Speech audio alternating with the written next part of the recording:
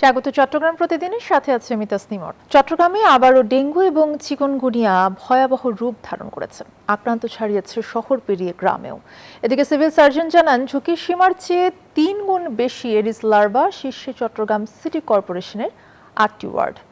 রতন দাসের ছবিতে চট্টগ্রাম থেকে আরও জানাচ্ছেন নয়ন বড়ুয়া জয়। চট্টগ্রাম সিটি কর্পোরেশন এলাকায় ডেঙ্গু চিকুনগুনিয়া রোগের বাহক এডিস মশার ঘনত্ব পরিমাপের সরকারি জরিপে ভয়াবহ চিত্র উঠে এসেছে।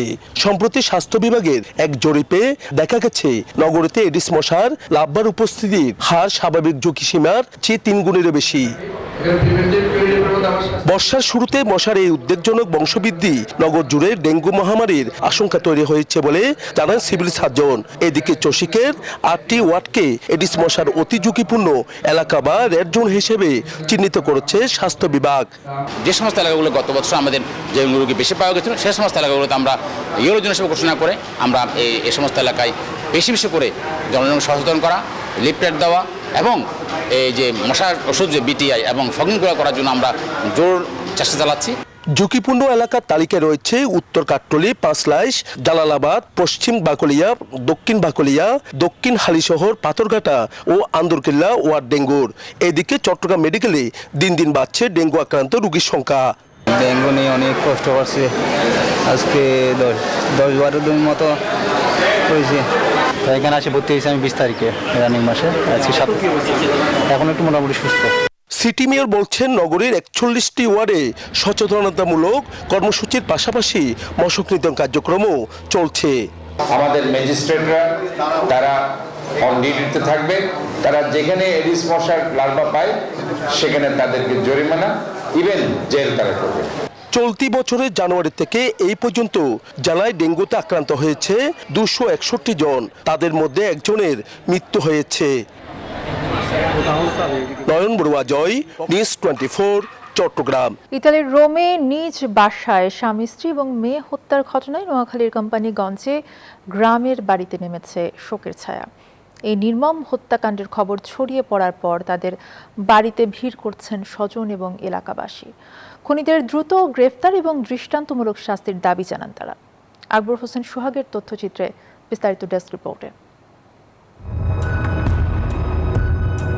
সুদূর ইতালির রোম শহরের একটি নিস্তব্ধ আবাসিক ফ্ল্যাট, যেখান থেকে ভেসে এলো একটি প্রবাসী বাংলাদেশি পরিবারের চিরতরে স্তব্ধ হয়ে যাওয়ার খবর।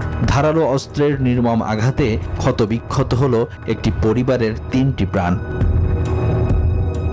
স্তব্ধ নোয়াখালীর কোম্পানিগঞ্জের চরকাকরা গ্রামের বাড়ি।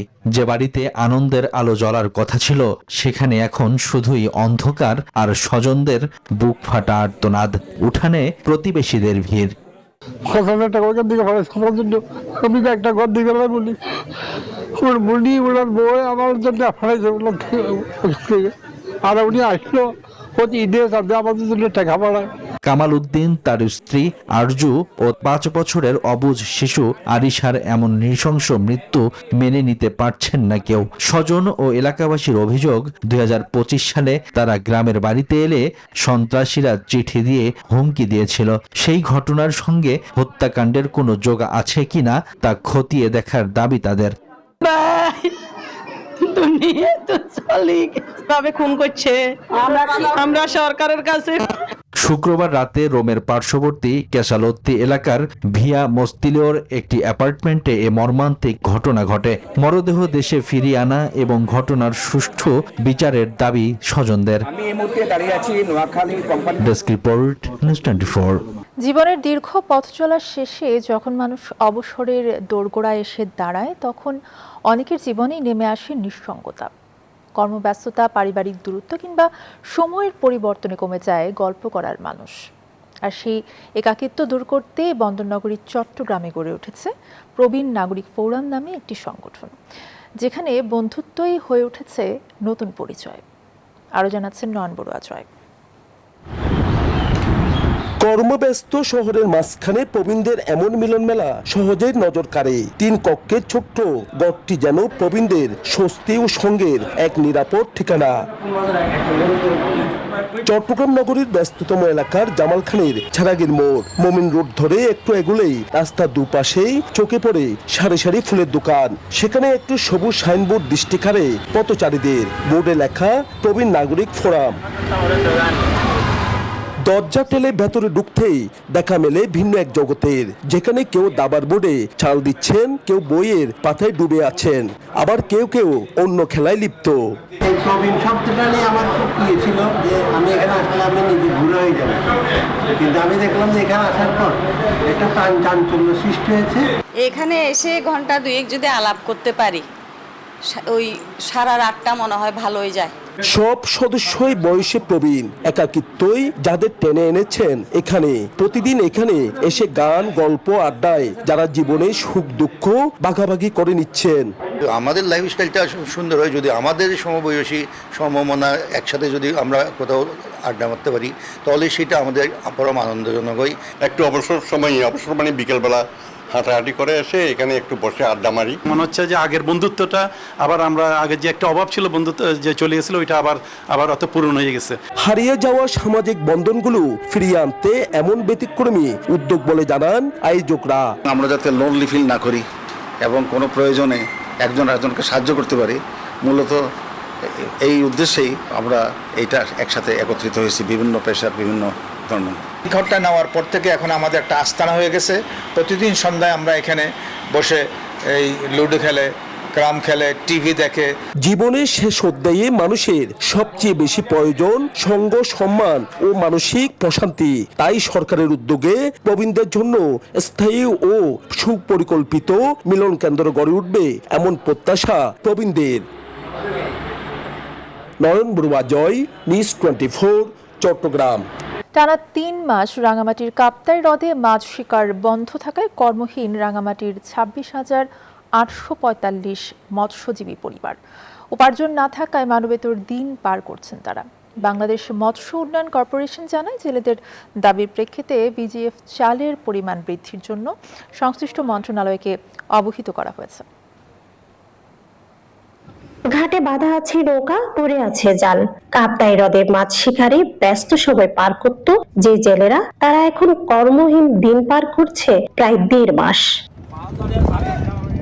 কাপ্তাই হ্রদে মাছ শিকার বন্ধ টানা 3 মাস। তাই বেকার জীবনে কেউ খুঁজে নিয়েছে দিন মজুরির কাজ, কেউ বা ঘরে বসে তৈরি করছে মাছ ধরার জাল। অনেকে আবার পরিবার পরিজন নিয়ে অনাহারে দিন পার করছে।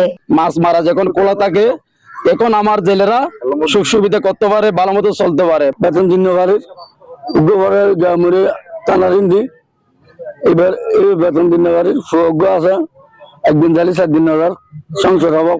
সরকারিভাবে মাসে 20 কেজি চাল দিলেও তাতেও সন্তুষ্ট নন জেলেরা।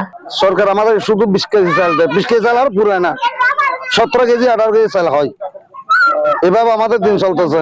এখন দেখেন এই যে এলাবেলা আমরা বুড়ে আছি, আইলো নাই, চলো নাই, নুনো নাই, অনেক কিছু নাই, শুধু 20 কেজি চাল দিই। 20 কেজি ছেলে কি খাওয়া যায়? আমার তো ছেলে 2টা, ওনার তো ছেলে 2টা, 20 কেজি ছেলে কি হয় নাকি? জেলেদের দাবির প্রেক্ষিতে ভিজিএফ চালের পরিমাণ বাড়াতে সংশ্লিষ্ট মন্ত্রণালয়ে অবহিত করা হয়েছে বলে জানান ভিএফডিসির এই কর্মকর্তা। আমরা এটা নিয়ে কাজ করছি, আমরা আমাদের মন্ত্রণালয় এই বিষয়ে আমরা জিনিসটা অবহিত করেছি। তো আমরা আশাবাদী যে মন্ত্রণালয় এই বিষয়টা বিবেচনায় নিবে এবং জেলেদেরকে তাদের এই যে ভিজিএফ চালের যে পরিমাণ এটা আরো বৃদ্ধি করবে। রাঙামাটির কাপ্তাই হ্রদের মাছের উপর নির্ভরশীল মৎস্যজীবী পরিবারের জীবনমান উন্নয়নে ভিজিএফ কার্ডের ত্রাণ সামগ্রী বৃদ্ধির দাবি দ্রুত পূরণ করার আহ্বান সংশ্লিষ্টদের। ফাতেমা জান্নাত মুমু, নিউজ 24, রাঙামাটি। সদ্য ঘোষিত 2026-27 অর্থ বছরের বাজেটকে ব্যবসা বান্ধব বাজেট হিসেবে আখ্যা দিয়েছেন চট্টগ্রামের সবচেয়ে বড় ব্যবসায়িক সংগঠন চট্টগ্রাম মেট্রোপলিটন চেম্বার অফ কমার্সের নেতৃবৃন্দ। দুপুরে চট্টগ্রাম মেট্রোপলিটন চেম্বার মিলনায়তনে ব্যবসায়ীদের সভায় এমন মন্তব্য করেন তারা। এ সময় সংগঠনটির সভাপতি খলিলুর রহমান বলেন, বাজেট ঘোষণার চেয়ে বাস্তবায়ন জরুরি। সভায় আরও উপস্থিত ছিলেন সহসভাপতি AM মাহবুব চৌধুরী, সহসভাপতি AM মালিক সহ সদস্যবৃন্দ। সংবাদের সময় হলো একটা বিরতির সাথে থাকুন।